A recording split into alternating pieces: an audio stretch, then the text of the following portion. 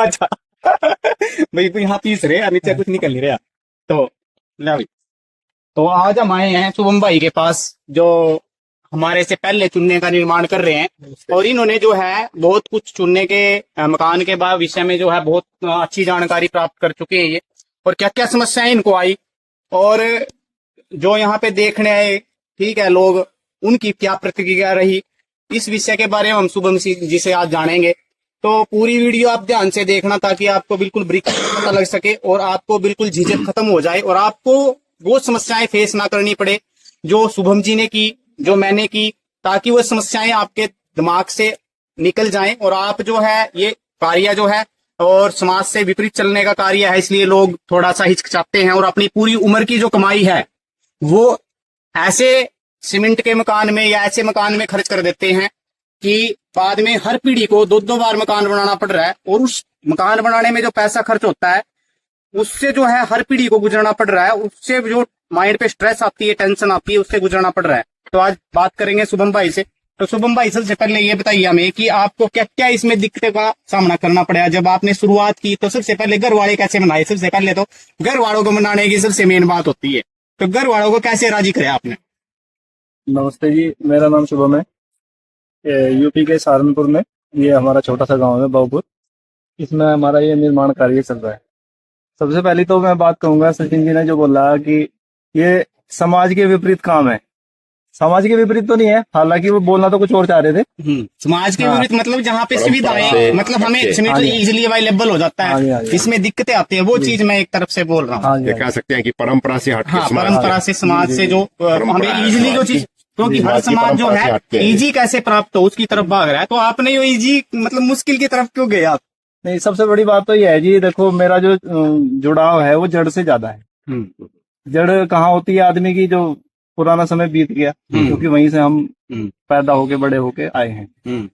तो जिस तरीके की व्यवस्थाएं पहले थी, और वैसे भी भारत को विश्व गुरु कहते थे, तो कुछ ना कुछ कारण था उसका क्यों कहते थे, भाई कुछ स्पेशलिटी थी जिसके कारण सब लोग उनको जानते थे और कहते थे कि भाई ये गुरु है।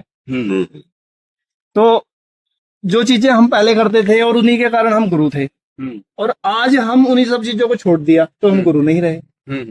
तो इसी वही मेरे दिमाग में वो चीज किक देती थी कि हाँ भाई क्यों ना वापस उसी काम को करें जिसकी वजह से हमारी खासियत थी या फिर लोग हमें जानते थे। पहले मकान कैसे बनाते थे भाई? ऐसे बनाते थे, चलो ऐसे ही बनाएंगे, ठीक है। दूसरा, जो पुराने आज भी कुछ मकान खड़े हैं, बहुत गांवों में हवेलियां हैं, मेरे ननिहाल में भी एक दो मकान है नाना जी का, तो वहीं से मुझे प्रेरणा मिली कि भाई देखो जितना आरामदायक उनमें रहना है ऐसे ही मतलब अगर हम बनाएंगे तो आरामदायक होगा घर हमारा भी। आरामदायक कैसे मतलब आरामदायक किस किस विषय में आरामदायक है?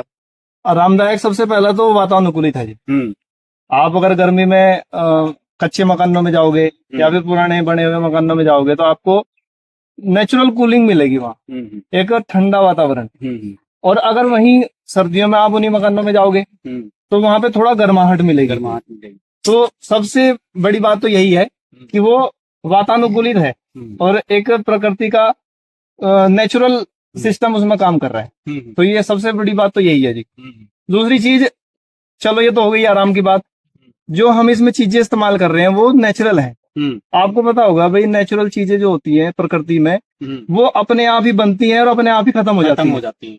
लेकिन जितनी भी आर्टिफिशियल चीजें हैं उनको प्रकृति को खत्म करने में, उनको मिट्टी में समाहित करने में बहुत समय लग जाता है। जैसे प्लास्टिक है, कौन कहता है प्लास्टिक गलती नहीं, गलती तो प्लास्टिक भी है, लेकिन मतलब सैकड़ों सालों तक पड़ी रहती है धरती के अंदर और उसको बहुत धीरे धीरे डिग्रेड कर पाती है हमारी पृथ्वी या अर्थक्रस्ट कह दो।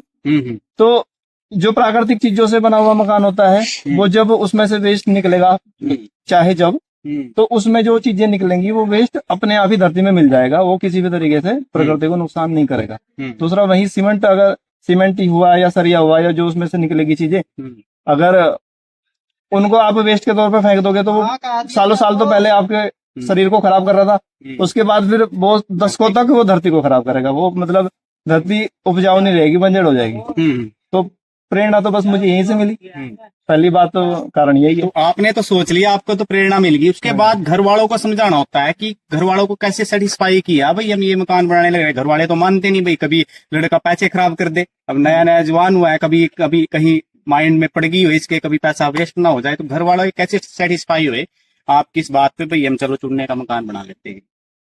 पहली बात तो जी देखो, मेरा जो चरित्र है या फिर जीवन कह लो, उस तरीके का है कि भाई नुकसान तो चलो, नुकसान और फायदा तो जीवन का एक हिस्सा है।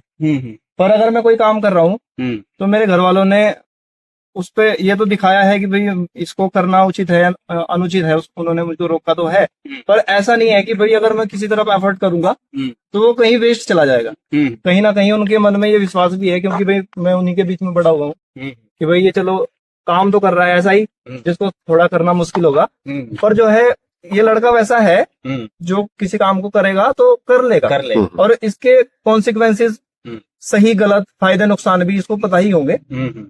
ठीक है। हाँ, तो पहली बात तो ये जिसकी वजह से घर वालों का झुकाव भी इस तरफ हो गया कि हाँ भाई चलो कर लेने दिया जाए।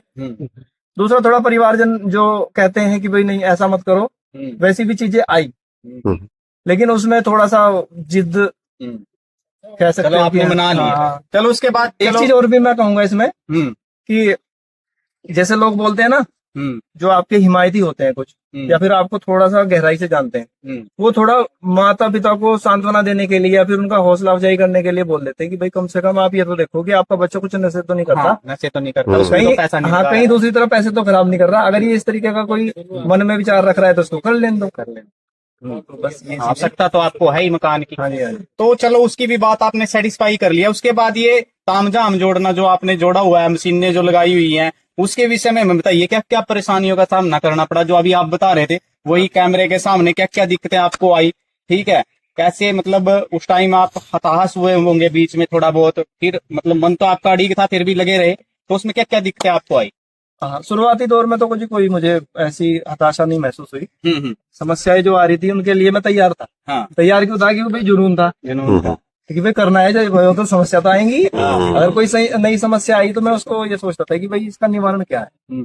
लेकिन हाँ, बीच में जब वो समस्याएं खत्म नहीं हो रही थी तब मैं थोड़ा सा हताश हो गया था। तो ऐसी कौन कौन सी समस्याएं आपको लगी जब आप हताश हुए? क्या क्या समस्याएं जो थी आप जिन कारण आप हताश हुए, ताकि जो देखने वाले देखे वो हताश ना हो, पहले से प्रिपेयर रखे अपने माइंड को और वो दिक्कतें उनको ना फेस करनी पड़े।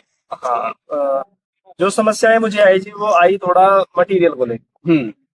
पहला तो जो चूना मैं लेके आया था वो मैं एक बड़ा ट्रक मंगा लिया था। उसको पहले तो रखने की समस्या। कितने टन आपने मंगाया? तो मैंने 23 टन मंगाया था। 23 टन। चलो उसको रखने में भी कोई समस्या ऐसी कोई खास थी नहीं, पर उसमें थोड़ा डीलिंग में मुझे दिक्कत आई उसको डील करते हुए, उसमें थोड़ा रेट में और क्वालिटी देखने में। हाँ जी, हाँ जी, क्योंकि उस सब चीजों को मैं शुरू में नहीं जानता था, तो थोड़ा सा दूसरा आदमी फायदा उठा लेता है उस काम का। अब उसमें थोड़ा पत्थर की मात्रा ज्यादा थी जिसकी वजह से काम करने में बहुत ज्यादा समस्या आती थी, भाई मसाला बनाने में और दूसरी चीजें करने में, तो मतलब उससे डील करने में बहुत समस्या आई। तो एक तो ये समस्या थी। दूसरी, अब आप किसी काम को शुरू में करते हो तो हर कोई सामने वाला आपसे फायदा उठा लेता है, मतलब कोशिश करेगा अपना भाई उल्लू सीधा कर ले, पैसे कमा ले। तो भाई मैंने जो ईंटें मंगाई, ईंटों मतलब ये जो रोडियां मंगाई, भाई जिसको मुझे पीस के ग्राइंड करके मतलब ये सुर्खी बनानी थी, उसमें क्या हुआ कि उन लोगों ने मिट्टी उसमें ज्यादा भेज दी। ओके, ईंटों में मिट्टी भेज दी। हाँ जी, हाँ जी, ठीक है। ये आप पीछे देख रहे होगे, देखो लेवल इसका और उसका लेवल तो ये उसी से निकली हुई मिट्टी, मतलब आपका बराबर गया। चलो वो भी आपके काम आ गई एक तरफ से, वो भी काम तो आगे, लेकिन उसमें से हमें ईंटों को चुनना पड़ा। वो मतलब आपकी कॉस्टिंग बड़ी वहाँ। ठीक है।